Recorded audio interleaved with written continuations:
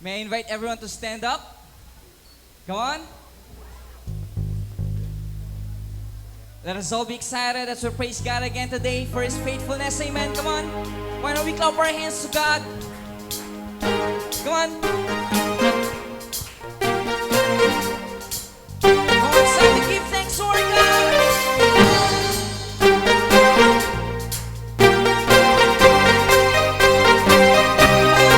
Here we go.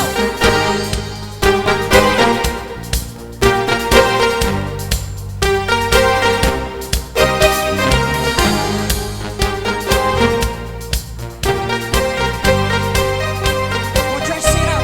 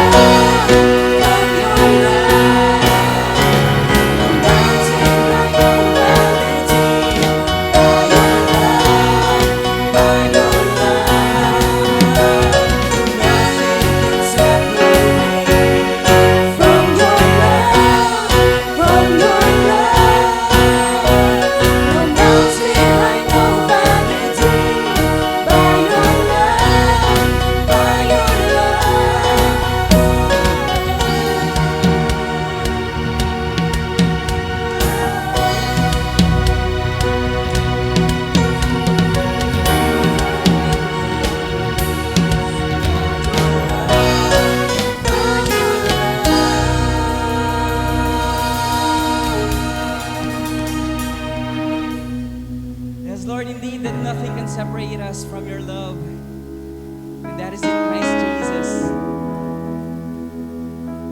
Lord, today we're so grateful, God, of everything, God, that you've done in us.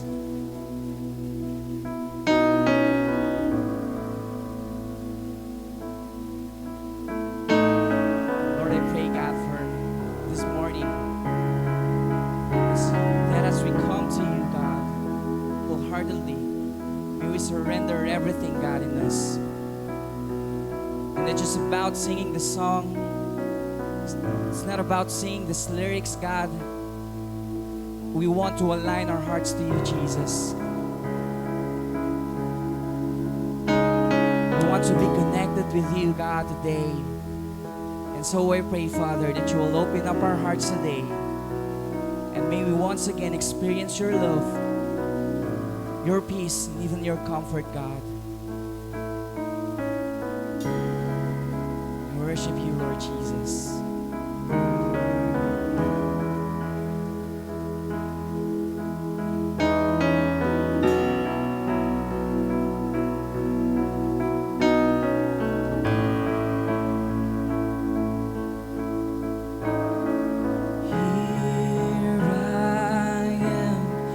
Down on my knees again, surrendering all, surrendering all, and find me here, Lord, as you draw me near, desperate for you. Desperate for you, and I surrender, I surrender. I wanna know you more, I wanna know you more.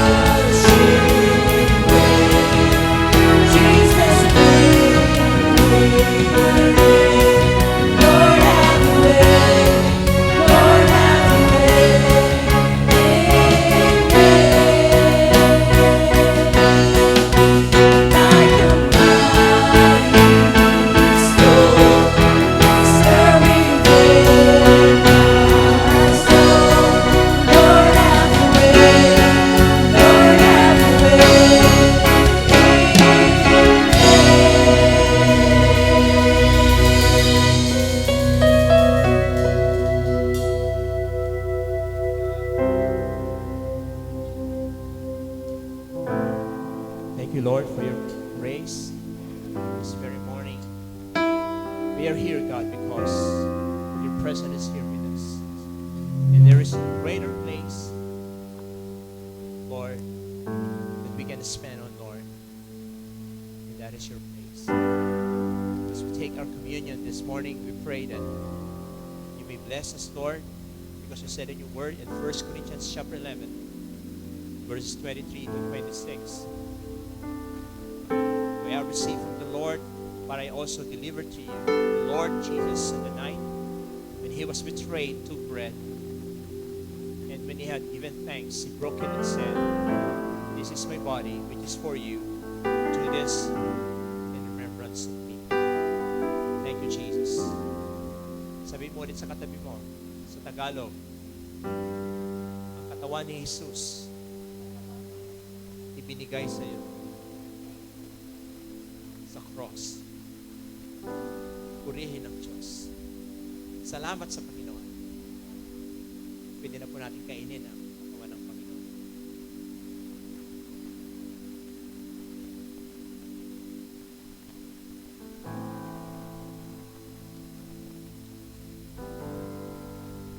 Verse 25 it says, "In the same way also he took the cup after supper, saying, This cup is the new covenant in my blood. Do this as often as you drink it, in remembrance. For as often as you eat this bread and drink the cup, you proclaim the Lord's death until he comes." Kanina, yung death ni Jesus. Nag-resurrect po siya, di ba? Meron pa yung hindi nagaganap na hinihintay ng lahat. Hindi lang tayo mga Krisyano, kundi yung mga hindi Krisyano din. Sige nga, tingnan natin kung talagang babalik si Jesus. Diba? Siguro aware kayo kung ano nangyayari sa Europe, sa Israel. Meron na ng gera-gera. But hindi ko rin alam eh. Lord, ano ba? Babalik ka na ba talaga? Pero sigurado babalik siya. Tama ba? Sabi ko ngayon katabi mo, naniniwala ka ba na babalik si Jesus? Parang hindi ata naniniwala. Tanongin mo ulit, naniniwala ka ba talaga? Okay. Yes, of course. Okay, lahat ng tayo dito naniniwala. Para saan ba tayo nag-communion? Kasi ito yung sinabi, nag-commune tayo, gawin mo natin ito paulit-ulit as often as we want until it comes. Muli po, sabihin po natin sa katabi natin, ang dugo ni Jesus ibinuhos para sa iyo. Purihin ang Diyos. Salamat sa Panginoon. Let us all drink up right now.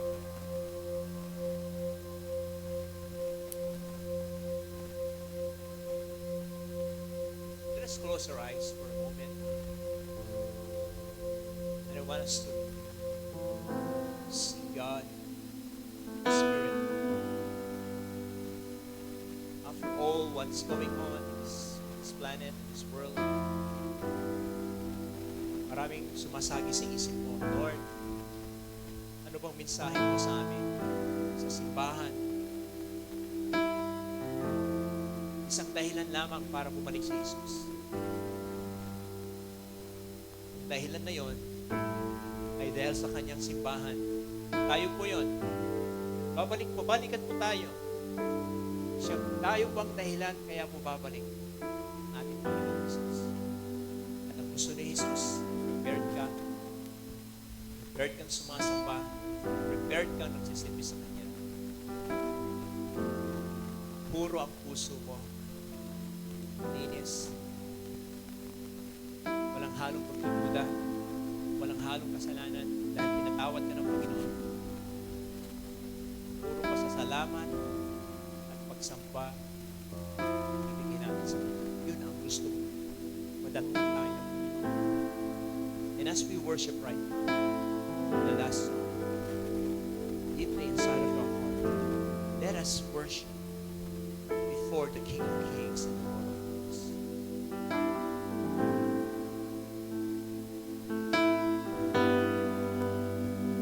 Come, let us commit to worship the Lord in spirit and truth.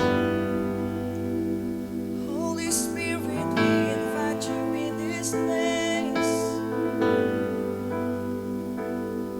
Just pour us out.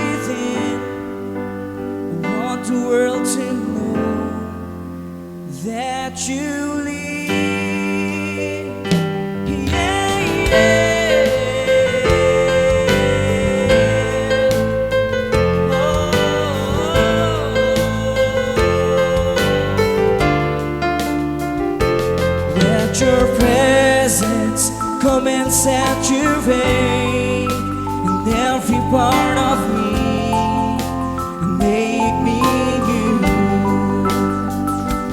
Let your spirit come and move within and fill me once again, 'cause I need more.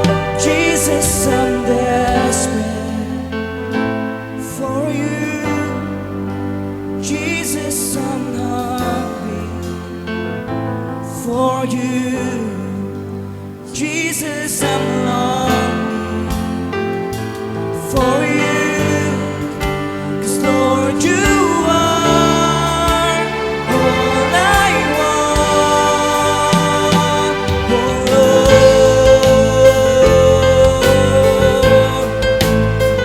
oh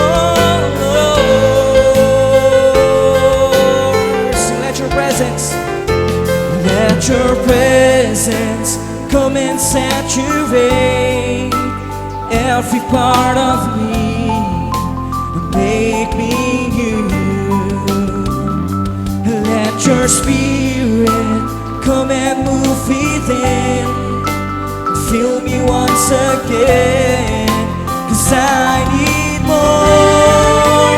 Jesus, I'm desperate for you. Sing it out. Jesus, I'm hungry for you.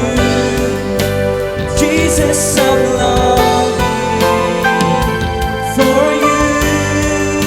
'Cause Lord, you are all I want. Yes, Jesus, I'm desperate for you. Jesus, I'm hungry for you. Jesus, I'm longing for you.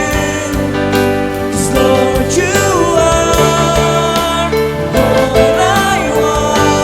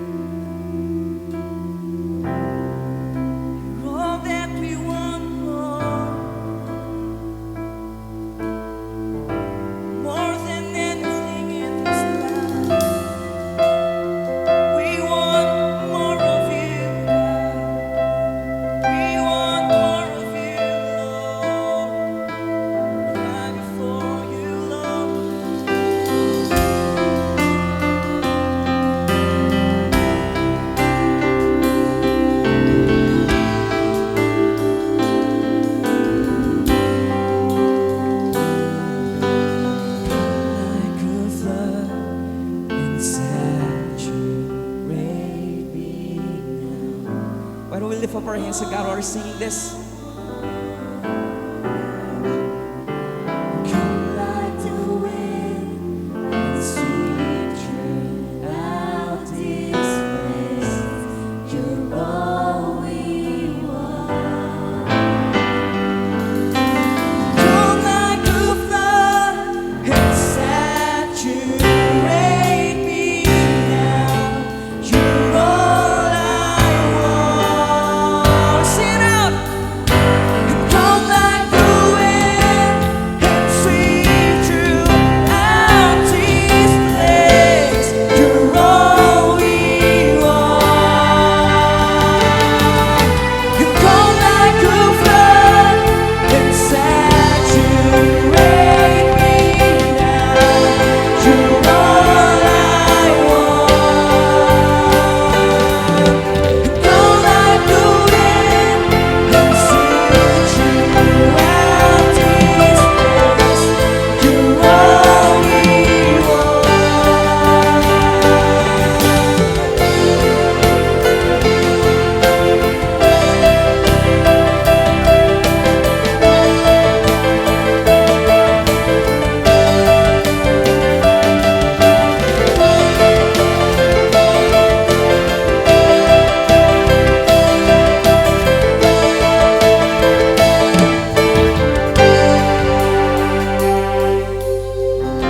Lord, can you just give the Lord a clap offering for that? Lord, you deserve all the praise, all the honor, and all the glory. This is only what we want, God. Is to honor you and to serve you with all of our heart, God. Surrendering everything in us, Jesus. For we know that you are the source of everything, God. Even this very life, God, that we're living, you hold it, God. You even hold, God, our future, our career, or whatever it takes, God. You know, church, in Matthew 6, verse 25 to 26, therefore, I tell you, do not worry about your life, what you will eat or drink, or about your body, what you will wear. Not life more than food, and the body more than the clothes. Look at the birds of the air. They do not sow or reap or store away in their barns, and yet your heavenly Father feeds them. Are you not much more valuable than they? Amen. You know, some of us here, maybe we came here, it's because we have a lot of things in our mind. We have concerns, we have problems, but then here it is. We are reminded that we are more valuable than anything in this world. We are more precious in the sight of our Father in heaven. Amen. Kaya kung ano man yung mga bagay na meron ka ngayon, just give it up to God. Pwede ba natin itaas ang ating mga kamay? Lord, kami po'y nagpapakumbaba at simbolin nito, Lord, yung aming pagtataas ng aming mga kamay na isinusurrender po namin. Ang lahat ng mga bagay, ang aming iniisip, ang lahat ng bagay na meron po kami, tinataas po namin dahil ito po ay hindi po namin pag-aari. Pag-aari mo, Panginoon. At ang buhay na ito, Lord, hindi rin po namin pag-aari. Pagmamayari mo po ito, Panginoon. At dalangin po namin na hindi lang po namin itinataas ang aming kamay upang ipakita na kami ay naniniwala sa iyo. Bagkos itinataas din po namin ang aming mga puso. Ibinibigay po namin, iniaalay po namin ng buong puso at kaluluwa. Lord, dalangin ko po sa bawat isa, naway puspusin mo ng iyong banal na Espiritu. Ang bawat isa nang sa ganon ay patuloy pong bumangon sa hirap ng buhay, patuloy pong bumangon sa lugmok ng kahirapan, patuloy pong bumangon kahit na anuman pong trahedya na pwede pong kaharapin, Panginoon. Dahil nandyan ang iyong Espiritu. the one who will help us, the one who will comfort us, the one who will give us peace and presence of mind, God. Marami pong salamat. Kayo po'y patuloy na pasalamat, Lord, kasi yung dakilang katapatan. Tinataas po namin ang iyong pangalan. Dinadakila po namin ang iyong pangalan. Ito po ang daming dalangin sa pangalan ni Jesus. Amen.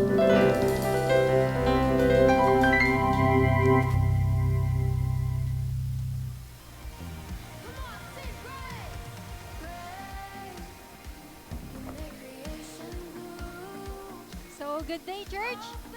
Pwede pa po ba nating batiin yung katabi natin ng good morning? So, welcome to Victory. We do two things here. We honor God and we make disciples. By the way, I'm Riza, one of the campus missionary here in Victory, Mangaldan. So, I'm here today para sabihin yung mga events na meron po tayo at magkakaroon po tayo sa mga susunod na weeks and months. So, first, Victory Weekend. Excited na po ba tayo sa ating nalalapit na Victory Weekend? So, this will be on November 11. So, next week na po yan, Saturday. For the registration fee, $250 for the student and for the singles and couples naman po is $350. Please look for Miss Joy Aquino for the registration po. Then, second, so, Victory Church Anniversary. This coming December 17 na po yan. Isang service lang po tayo. It will be 9 a.m. So, yung first, second, and third po natin na service is iisa na lang po. 9 a.m. service na lang po. Be excited po sa ating Victory Anniversary dahil may speaker po tayo galing ng Manila. So, third, Pasko sa Victory. Yon. So, before po mag-end yung 2023, magkakaroon po tayo ng Pasko sa Victory. So, overall na po yan from students, couples, singles and couples po. So, joint force na po tayo dyan. So, gaganapin po ito sa Hidden Rock. Dyan po sa may salay. So, may color coding daw po tayo. Red, blue, yellow, and green. Para po Christmas color daw po. So, I think that's all. Enjoy the rest of our service.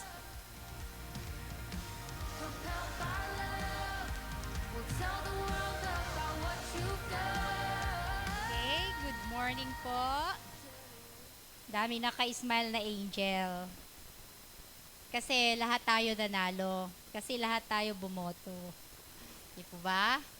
Okay. Pero, naku, nakatanggap na ba kayo ng blowout? O yan. Parang si Elijah, nakatanggap na kami kagabi ng karne at lechon. Di ba? Yung natutulog ka na lang, binilas ka ni God, may lechon at mga handa galing sa mga victory party. Ano po? That's blessing from God. Okay? It's time to give our thanksgiving to our Lord. Okay? Sa Santiago 4, verse 17, ang sabi po dyan, ang nakakaalam ng mabuti na dapat niyang gawin, ngunit hindi ito ginagawa ay nagkakasala. Ayan, malinaw po. Sabi niya, ang nakakaalam ng mabuti, ngunit hindi natin ginagawa, at tayo po ay nagkakasala. Every Sunday, wini-wake up tayo ni God. Dahil isang araw lang sa isang linggo, hindi pa natin maibigay yung ating pasasalamat kay God. Alam po natin na mabuti yon. Nakakabuti po sa espiritu natin bilang pasasalamat natin sa Panginoon dahil buhay tayo for the whole week. Okay?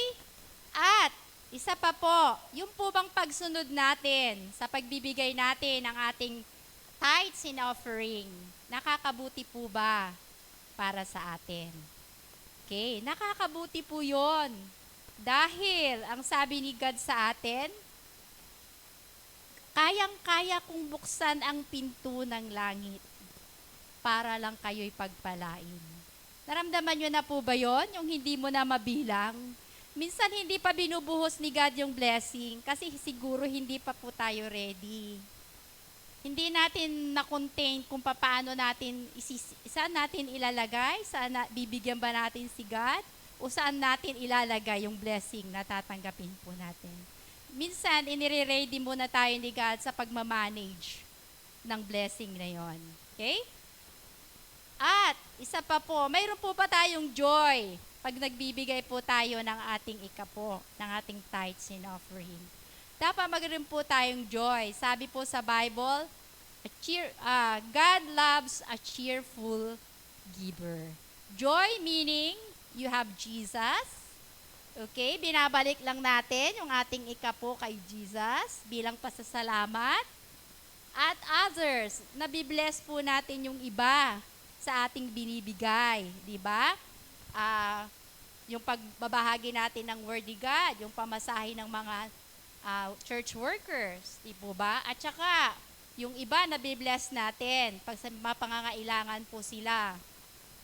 And then why? Is tayo po yun. Masaya po tayo, di ba? In return, pag naibigay mo yung para kay Lord, nararamdaman niyo po ba yung singa masaya ka, di ba? May singa alo ka, na parang ang sikip-sikip ng dibdib mo nung kuripot ka kay God, tapos binigay mo, na-release mo. Parang naramdaman na lang po natin na parang ang saya-saya mo.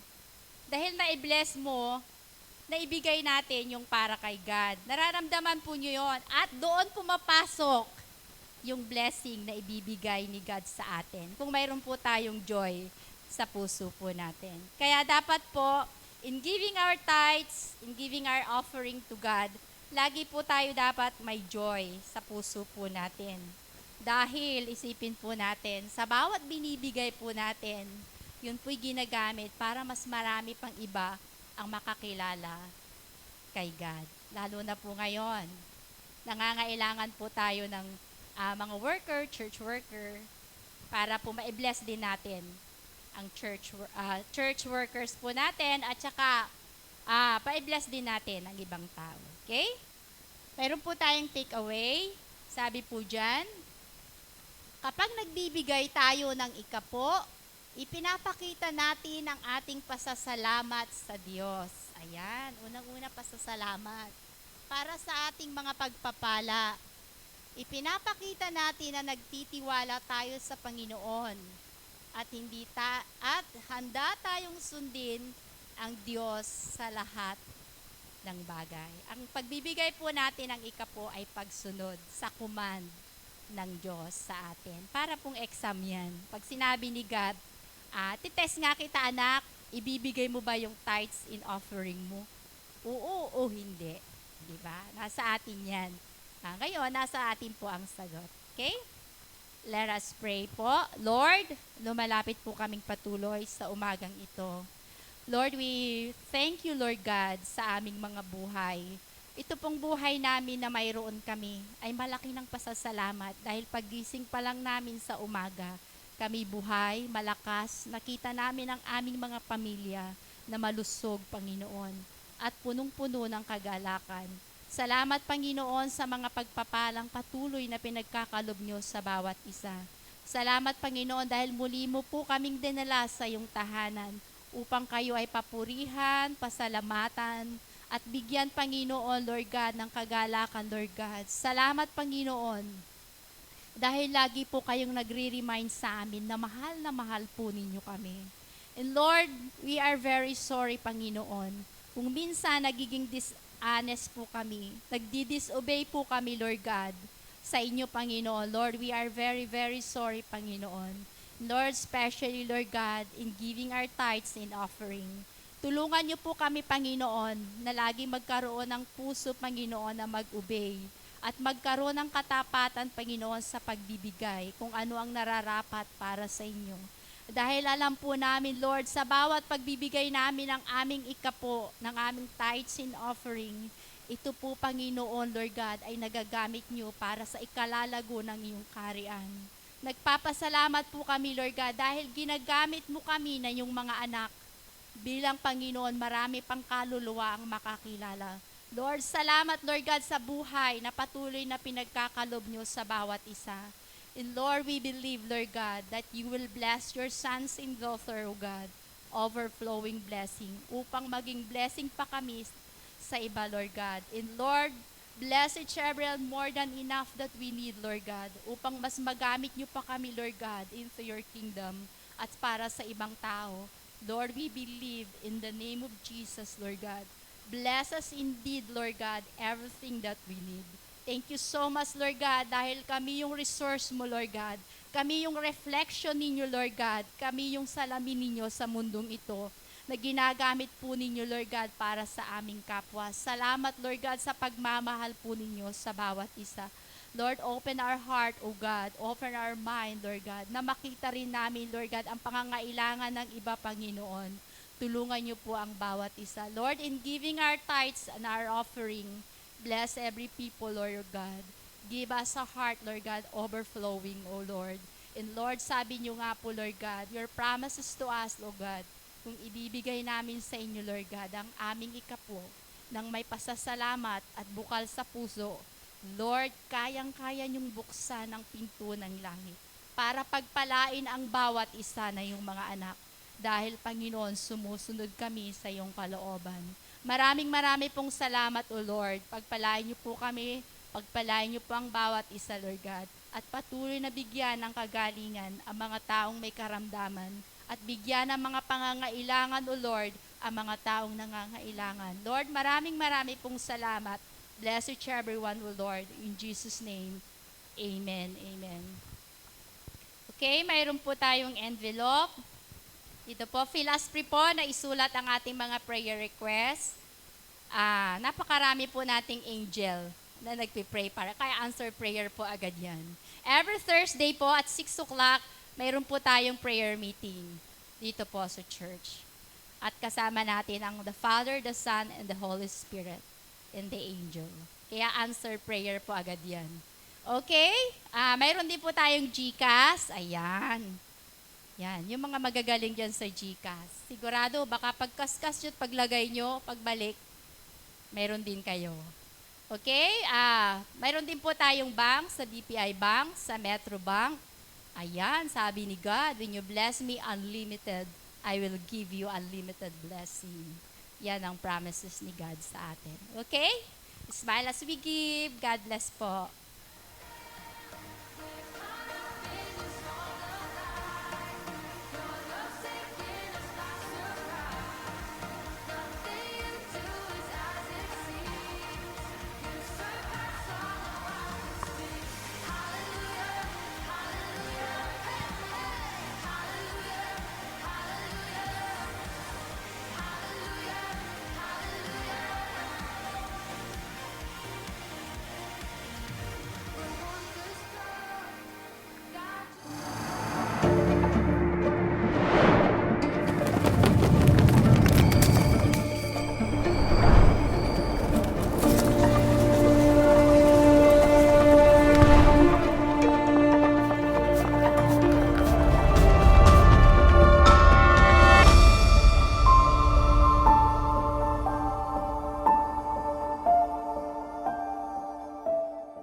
Morning po sa lahat. Welcome to Victory.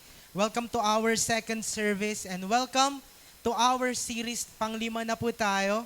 Week 5, we are down to the week 5 of our series, What Shapes Us. So makikita natin there are really connections from week 1 until week 6 until next week. Makikita natin dito what we believe as a church, what we believe as a movement. Importante kasi na ano ba yung pinaniniwalaan natin at kung ano yung hubog sa buhay Kristiyano ng bawat isa. So nag-umpisa yung week 1 natin kay God. Napaka-importante. God, our foundation begins with God. The second one is we're gonna talk about the creation and fall. We are talking about the sins that we are committing. And week 3 is how Jesus has saved us and continuously saving people. And then the fourth one is He's using the power of the gospel para makilala natin si God. At panglima, nandito na tayo, panglima natin of what shapes us, we're gonna talk about the Holy Spirit. We're gonna talk about the power of the Holy Spirit. Most of the time, ito yung pinaka hindi natin minsan hindi naintindihan. Minsan takot tayo. Or minsan nung nag-share ka ng one-to-one, paano ko ba share itong Holy Spirit dito or yung baptism na to? Because sometimes, di ba, natatakot tayo or we only have a little knowledge when it comes to the Holy Spirit, but it is okay. This time around, we will try to unpack a little bit of who He is. Hindi natin madidiscuss lahat totally about the Holy Spirit, but I believe that as Jesus is also talking to his disciples, we will also come to know the glimpse and the power, the glory, and the holiness of the Holy Spirit. So, but before that, okay lang ba tumayo tayo ulit as we read the Word of God in John 14, verse 15 to 17. I'm gonna read in ERV, easy to read version. It says in verse 15, "If you love me, you will do what I command. I will ask the Father, and He will give you another helper to be with you forever." In verse 17, "The helper is the Spirit of truth. The people of the world cannot accept Him because they don't see Him or know Him, but you know Him. He lives with you, and He will be in you." Let us pray. Lord, we are praying. Thank you for your goodness. Thank you for your presence. We are inviting your Holy Spirit. Come, Holy Spirit, visit us, commune with us, talk to us, immerse with us with your glory, with your faithfulness to everyone. Lord, I am praying that the Holy Spirit will reside, Lord God, with everyone's heart today as we learn to acknowledge your presence and as we learn your word for today. Thank you, God, for visiting us. We welcome you, Holy Spirit. All of this in Jesus' name. Amen and amen. Alright. So, yung background dito, this is actually the Last Supper of Jesus together with His disciples. Then, ano ba yung mga naganap sa Last Supper? Isa na dito when Jesus washes the disciples' feet. So, makikita natin dito kung paano sobrang lowly at humble si Jesus. And He is also talking na magde-depart na siya. He is giving a glimpse to His disciples, di ba, na few hours from now, huhulihin na ako. Few hours from now, ipapako na siya sa cross.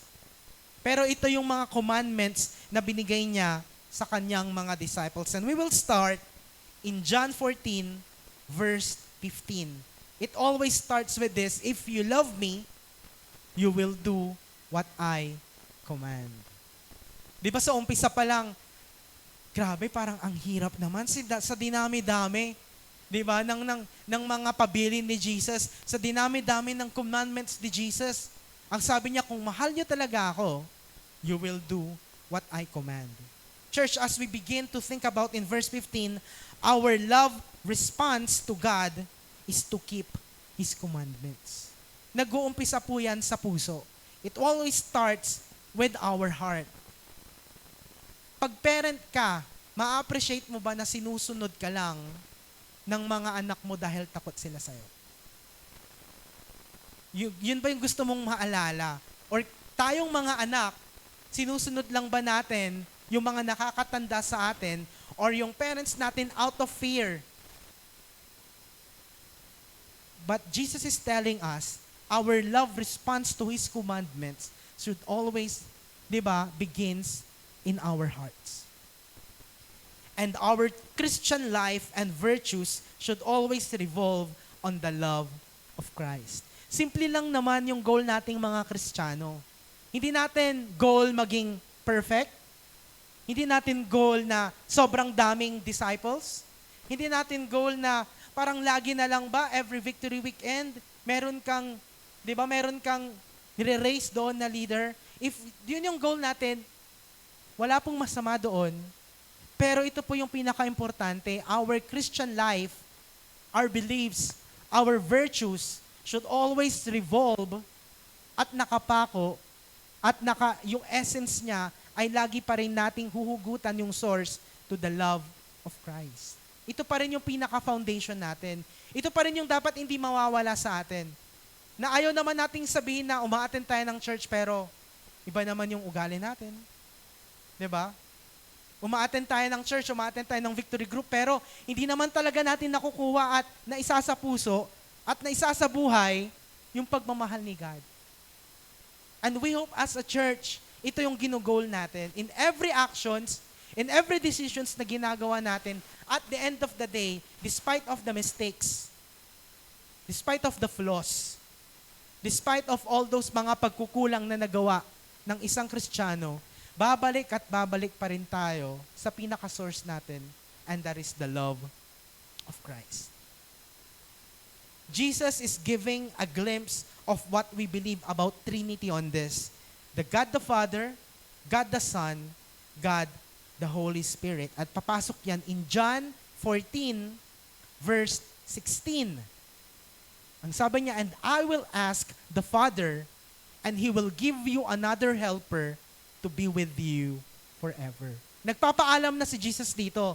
In few hours from that, di ba, huhulihin na siya ng mga sundalo, papahirapan na siya, at ipapako na siya sa krus. But He's telling His disciples on this, I will ask the Father, and He will give you another helper to be with you forever. Ang ibig sabihin ng helper, pagdating sa Greek word, ang equivalent po ng helper na yon ay parakletos. At ang ibig sabihin ng parakletos ay comforter and strength. Pero sa atin dito sa Pilipinas, medyo iba yung mindset natin pagdating sa helper. Ang helper sa atin, di ba, aminin man natin, ito yung tumutulong sa atin maglaba, linis ng bahay, di ba, magpakain ng mga alagang aso or pusa, mag-alaga ng baby. Ito yung mga helper na tinatawag natin. And sometimes, tuloy, pag binasa natin to, minsan nakala natin, helper, mas mababa. Why? Kasi binabayaran natin sila. Di ba? Pag may ginawa silang tulong, helper sila sa bahay, at the end of the month or every week, may sahod.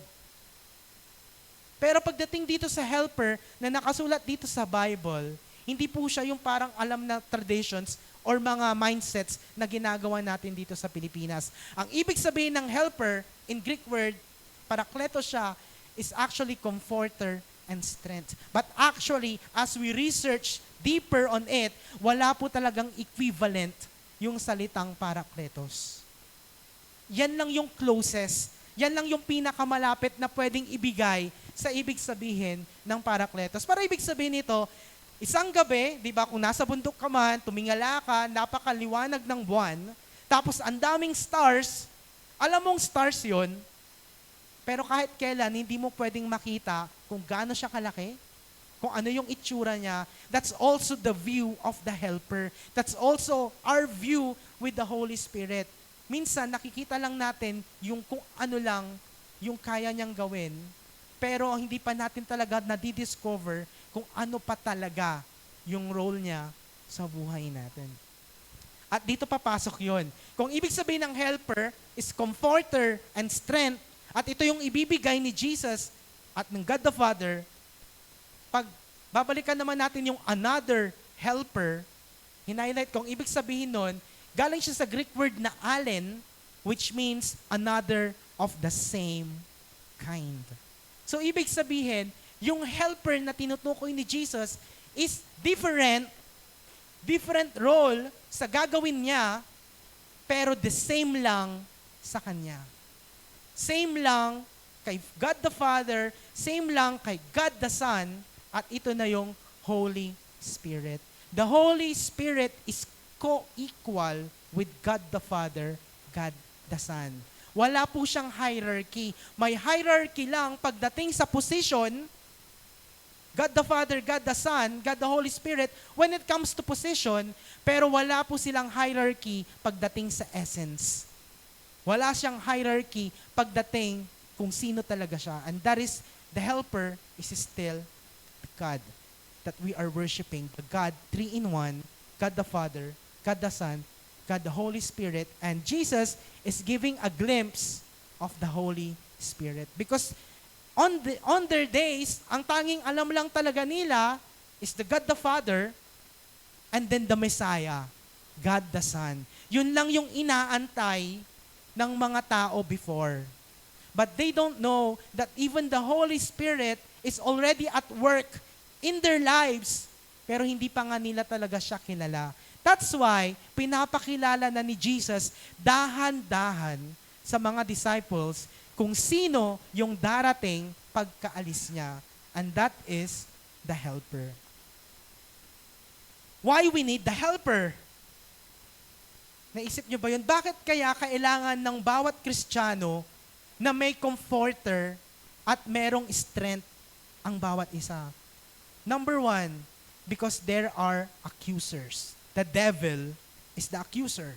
The devil will tell lies to you, even Kristiyano ka na. Meron ba dito, never nabigyan ng lie ng Kristiyano? Kahit Kristiyano ka na, di ba? May mga lies pa rin na binibigay sa atin. Oy, wag ka na lang umattend ng service. Wag ka nang umattend ng church. Hindi ka nila dyan ina-accept. Di ba yung mga gano'n, yung dahan-dahan, yung mga small lies na yon, habang tumatagal, magiging big lies na yun at magiging reality na yun sa'yo. The devil will accuse you that you are not worthy to be the son, to be the daughter of the Most High. And because of that, pwede kang maparalyze.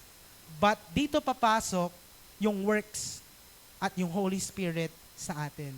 He will be the great comforter. He will be our advocate. He will be our strength.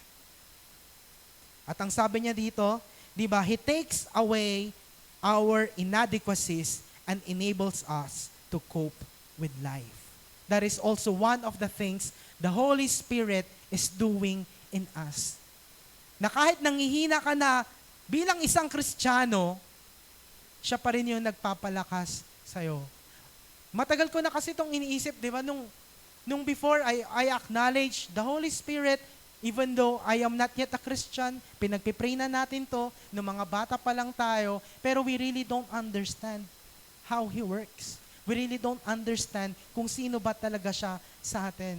But He is also part of the Trinity. The Holy Spirit is God.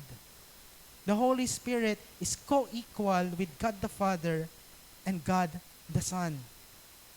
And the Helper will not only be available when we need Him, He will remain and stay with us forever. Bakit ko nasabi yun? Because in John chapter 16, ang sabi niya dito, I will ask the Father and He will give you another helper to be with you forever. Meron palang hindi nang iiwan. Alam natin si God, hindi siya nang iiwan. Pero that Holy Spirit that resides in us will never leave us. Isa pa to sa kinomplete ni Jesus. Because in the Old Testament, the Holy Spirit is leaving the people. Alam niyo po ba yon? King Saul, the Holy Spirit left him. David, the Holy Spirit left him because it's not yet complete. But when Jesus came, He died on the cross, everything changes. The promise became complete. Kinakanta pa nga natin kanina, nothing could ever separate us. And this is one of the verses that proves that nothing could separate us from the love of Christ. If you have Christ in your heart, if you believe that Jesus is your Savior, if you believe that, and you are following and you are growing with God, nothing could separate us from the love of God. Because sabi niya dito, He will give you another helper to be with you forever. In all the ups in life, in all the downs of life, the Holy Spirit is with you. And now, in John 14, verse 17, mas inelaborate pa ni Jesus ito, the helper is the Spirit of truth. The people of the world cannot accept Him because they don't see Him or know Him, but you know Him. He lives with you, and He will be with you. One of the names of the Holy Spirit is the Spirit of truth. Mas common lang talaga na tinatawag nating Holy Spirit, but you know what? Ang isa pang tinatawag sa Kanya, Spirit of truth. At ang sabi niya dito, the people of the world cannot accept Him because they don't see Him or know Him. Unlike Jesus, during their time, nakita nila kung paano mag-perform ng miracles si Jesus. Nakita nila face-to-face si Jesus. But what Jesus is telling them, yung susunod sa Kanya, mas mahihirapan siyang paniwalaan ng mga tao dahil walang muka. Diba? Invisible. They don't see Him, they don't know Him, pero sa ating mga Kristiyano, we believe on the Holy Spirit even though we don't see Him, pero nararamdaman natin siya. Have you experienced and encountered that? Diba? There's peace in your hearts. The presence of God is in you even though you don't see Him. And that is the work of the Holy Spirit. At ang sabi niya, He lives with you and He will be with you. At dito na rin pumapasok yung mystery ng Holy Spirit. When I was in grade 10, I was not yet a Christian din. Kasi end of the year na, November na ako ng grade 10, nakilala si God. Pero meron kaming practice teacher sa English. Actually, hindi na siya practice teacher. Substitute teacher sa English namin. Kasi lumipad na ng ibang bansa yung teacher ko sa English. May pumalit. At ang una niyang assignment sa amin ay basahin namin yung Acts 9. Takang-taka ako, English subject. Pero bakit Acts 9 yung pinapabasa niya? At sabi niya, may recitation tayo dyan. Basahin niyo yan. So ako, dali-dali akong naghanap ng Bible. Diba? Hindi Kristiyano, naghanap ako yung Gideons, yung blue. Kasi yun yung pinamimigay sa amin every year. Nakakolekta ako ng mga New Testament na ganun eh. Maliliit. Okay? So yun yung ginawa ko. Hinanap ko yung Bible, yung New Testament na yon. Then hinanap ko pa yung Acts 9. Hirap na hirap pa ako kung paano hanapin yon. Then ang liliit na nga. At binasa ko siya ng mga 5 to 10 times. Alam niyo po ba, wala pa akong naintindihan. As in, recitation na namin, nagtatago ako doon sa likod ng kaklase ko. Pag tinawag ako ng teacher ko na to, wala akong mababanggit sa kanya. Binasa ko naman, pero as in, wala talagang pumapasok sa isip ko. And lo and behold, nung naging Kristiyano ako, natuto akong mag-pray, natuto akong mag-devotion paunti-unti, at nung binasa ko na siya ulit, alam mo yun, parang naging malinaw ang lahat. Kung dati tubig baha yung nakikita ko, ngayon kasing linaw ng tubig ng aquarium, ng mineral water, kung gaano kalinaw yung ibig sabihin ng scripture na yun. Na si Paul pala yun. Sabi ko parang ako yun kasi si Paul blind. Na blind siya ng ilaw na yun. Ito yung conversion ni Paul from Saul. Nakilala niya si Jesus, na blinded siya, di ba? And then after nun, nakita niya na yung katotohanan. So sabi ko, parang ganito yata yung experience.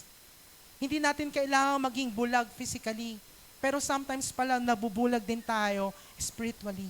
Kahit gaano ka katalino, kahit gaano ka katatas sa English, you know how to explain it, you know how to speak in an English language completely, even without Tagalog. Pero pagdating pala sa salita ng Diyos, there are moments in our lives, kailangan talaga natin ng help niya. At dito pumapasok yun. The Holy Spirit reveals the truth in the Bible. So every time gumagawa ka ng devotion, every time na nagbabasa ka at naintindihan mo yung binabasa mo, the Spirit of God is at work. That's the Holy Spirit.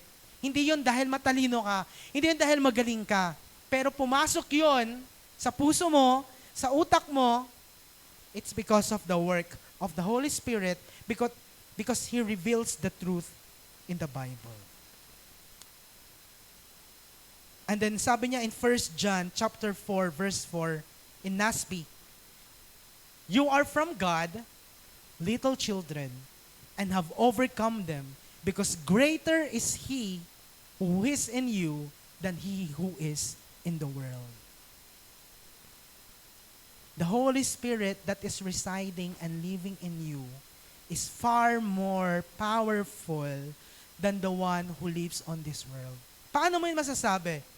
The Holy Spirit living in the Christian is far stronger than any attack by the devil. Na-try mo na ba, nasubukan mo na marami ka ng problema, malapit ka ng sumuko, pero bakit pa rin meron pa rin assurance sa puso mo? Meron pa rin hope at kaunting faith na pumapasok sa puso mo kahit minsan tinatakbuhan mo na si Lord. You know what? Alam mo na kung sino yung nag-move doon. It is the Holy Spirit. Ito yung Holy Spirit na nag-reside na sa buhay mo. To those people who have experienced loss or defeat, bakit pa rin nakakapag-stand pa rin sila? Bakit pa rin may confidence pa rin sila galing kay God? It is because of the Holy Spirit. I really remember, sabi ko, I need to finish college. Kailangan ko ma-maintain my scholarship. But then all of the sudden, natanggal yung scholarship ko on that second year, magta-third year. So, dapat nagpanic na ako, dapat umiyak na ako, pero nagtataka ako sa sarili ko, bakit napaka-chill ko pa rin? Bakit hindi ako nag-aalala? Pero alam ko naman talaga, mapapagalitan ako ng nanay ko, kasi nagkaroon ako ng grade na 84, kasi 84 lang na isang subject, tanggal na ako sa scholarship, ganun kalala. Hindi siya per, yung i-weigh mo lahat, isang subject. Okay, that's constitution, medyo tinamad ako mag-aral. So, 84. So, tanggal na yon sa scholarship. Pero lo and behold, there's an opportunity that came my way, out of the blue, Chris, tumakbo ka na sa SSG, kukunin kita. So, syempre sumama ako. Hindi ko alam na may scholarship pala yon. So, sumama ako, may kalaban kami, and then few days sinabi, nag-back out yung mga kalaban nyo. So, automatic, wala nang botohan, kami yung naging officer. Di ba? Tapos, nagulat ako, yung scholarship na nakukuha ko, the same scholarship na nakuha ko doon sa SSG. So sabi ko, it's not on me. It's not on because how good I am. But it's always on the power of God. Kaya sabi ko, kahit maraming attack ang mundo, when you have the Holy Spirit in your heart, bakit pa rin may kapayapaan? Bakit pa rin mag-aantay ka na, God, thank you for allowing me to face this kind of problem, but along the way, meron ka palang ipaparealize sa akin na hindi sapat yung talino ko, hindi sapat yung kagalingan ko, pero pag meron ka sa buhay ko, sapat na sapat si Lord. And then, dito na yung papasok in John 14, verse 26. The Helper, the Holy Spirit, whom the Father will send in my name, will teach you everything and make you remember all that I have told you. Marami tayong makakalimut. Tayong mga, hindi lang Pilipino, tayong mga tao, sadyang makakalimutin.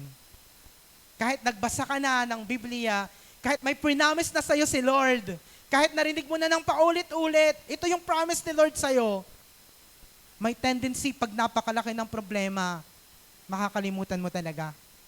May tendency talaga na magda-doubt ka kay Lord.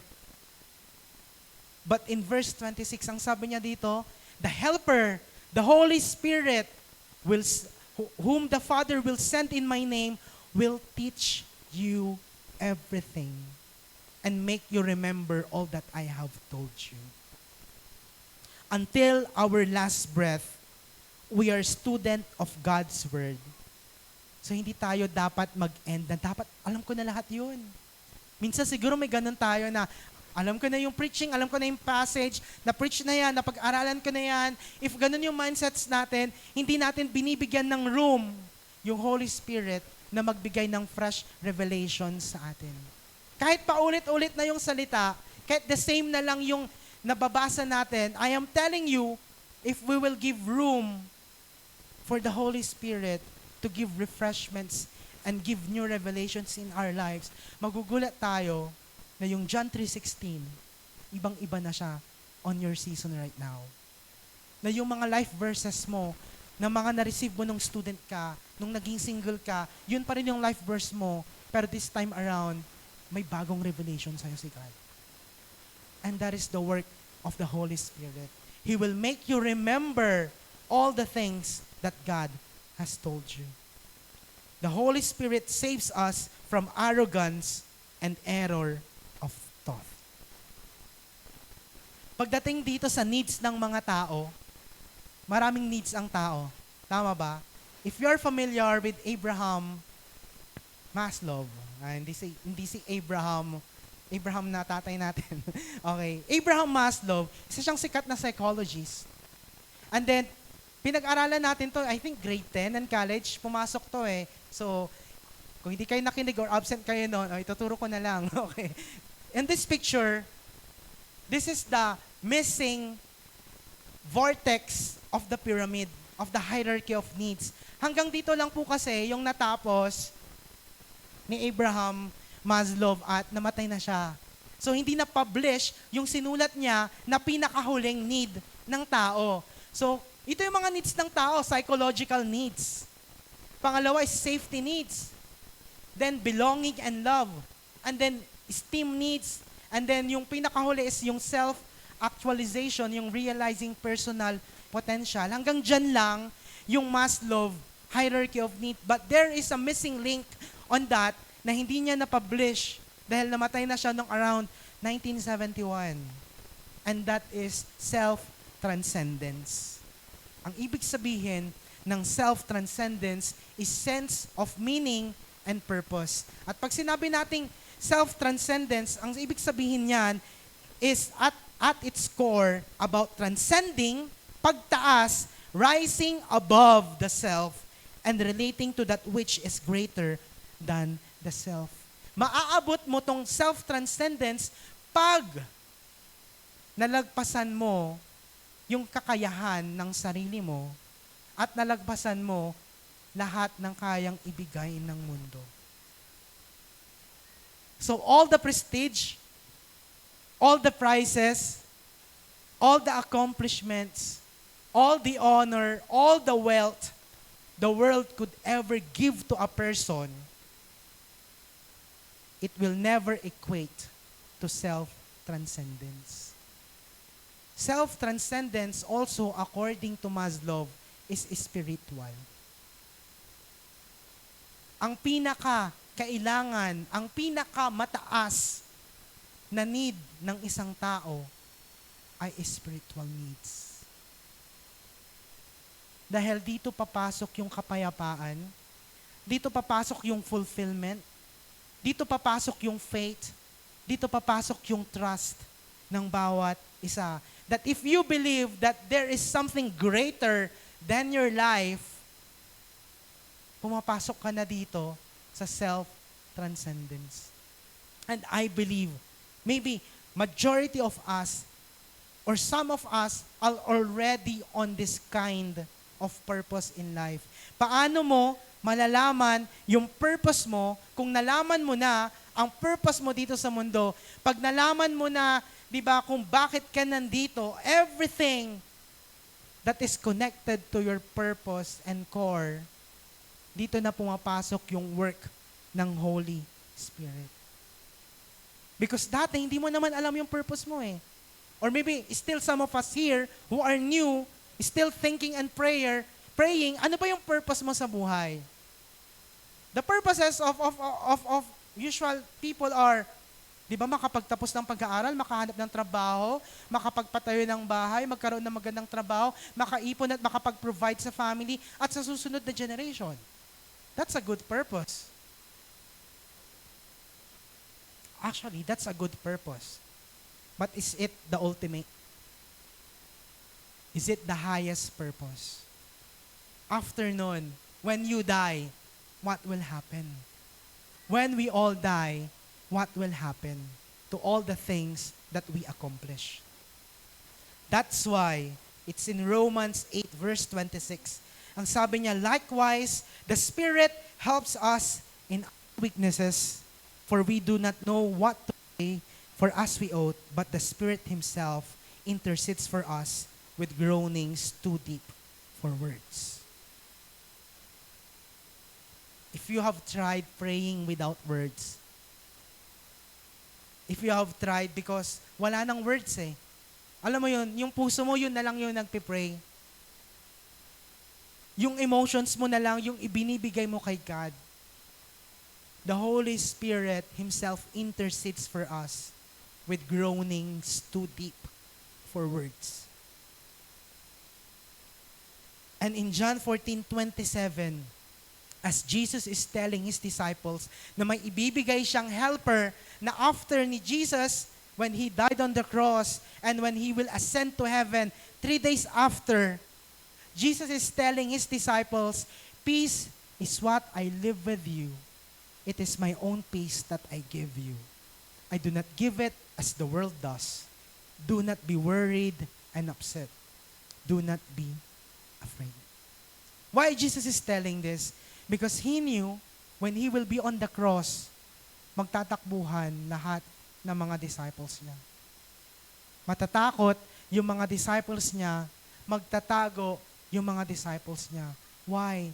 Because for 3 years, Jesus, whom they think will save them, Jesus, na kinikilala nilang King of the Jew, na hindi dapat mamatay, biglang namatay. And all their hopes, all their dreams might stumble and fall because finally they are seeing Jesus on the cross, nahihirapan. At yun yung source nila eh. Yun yung source nila ng happiness, yun yung source nila ng hope, yun yung source nila ng faith. And then bigla nilang nakita after the Last Supper, a few hours from that, hinuli, pinahirapan, sinaktan, kinutsa, dinuraan, sinaktan. And then finally on that cross, dying.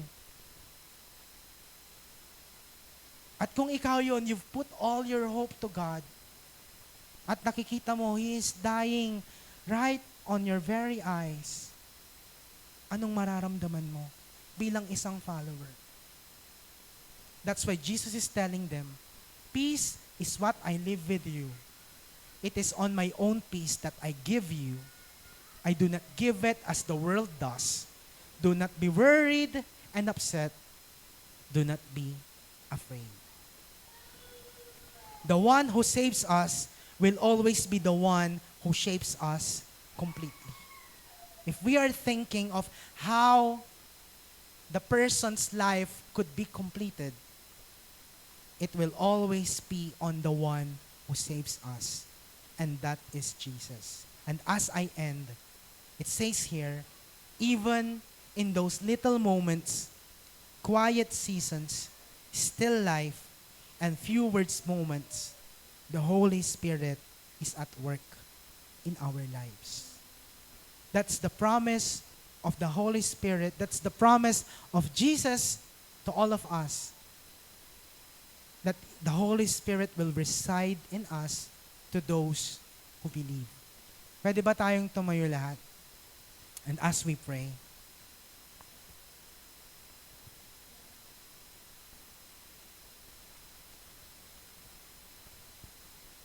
maybe some of us already knew that we believe on Trinity, God the Father, God the Son, God the Holy Spirit. And we already have the knowledge of the Father who gives His own Son just to save us. Marami na rin tayong idea kung sino si Jesus. He died for us. He's a miracle worker. He's a Prince of Peace. We're always worshiping His name. Pero little lang yung alam natin pagdating sa Holy Spirit. Nakakala natin, helper lang na mas mababa, na hindi siya co-equal, na yung Holy Spirit, yan yung konsensya mo eh. Na pag tumaas yung balahibo mo, yun na yung Holy Spirit. Pero hindi natin alam, He is so much more. That the Holy Spirit is also a person. That the Holy Spirit is God. That the Holy Spirit is in you. That the Holy Spirit wanted to be received with you. The last slide of this. The Holy Spirit gate crashes no man's heart. He wants to be received. Hindi yan pumapasok sa'yo na, oh, God din ako ha. Nag-worship ka na dito. Papasok na ako sa puso mo. The Holy Spirit is not like that. The Holy Spirit wanted to be received with pure intention, with pure longing, with pure heart. Now, my question is, are you ready to receive? Do you want to receive the Holy Spirit in your heart, in your life? As everyone's eyes closed, if you are this person, feeling mo wala pa yung Holy Spirit sa buhay mo, you are just new here, but you wanted to accept the Holy Spirit in your heart, can you just raise your hand? Or whether you are already a Christian and you don't understand yet the Holy Spirit, but you wanted the Holy Spirit to reside in your heart, also raise your hand and we will pray together. Thank you, Lord. Thank you for every hearts open, for every hands lifted up. Lord, right now, we are praying and we are receiving the Holy Spirit. May that Holy Spirit burn and reside to everyone's heart right now. That it will not only manifest, but it will work and remind us of how good you are, our great comfort and strength, our advocate, our God, residing to everyone's heart. We welcome you, your presence right now. Holy Spirit, come and fill us up over and over again. All of this in Jesus' name. Everybody says amen, amen, and amen. Yes, God. This is very clear in us that Jesus said to his disciples that you will receive power when the Holy Spirit will come upon you, and you will be my witness in Jerusalem and in all Judea and Samaria and to the ends of the earth. And so today, as we lift up our hands to God, we are singing this song. Just believe by faith that you will receive the gift of Holy Spirit, His power.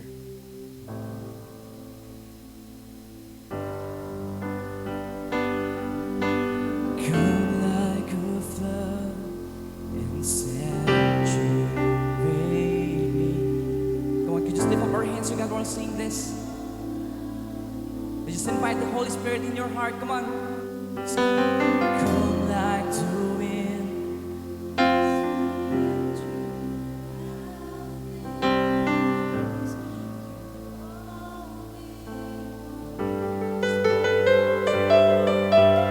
Come like a flood and saturate me.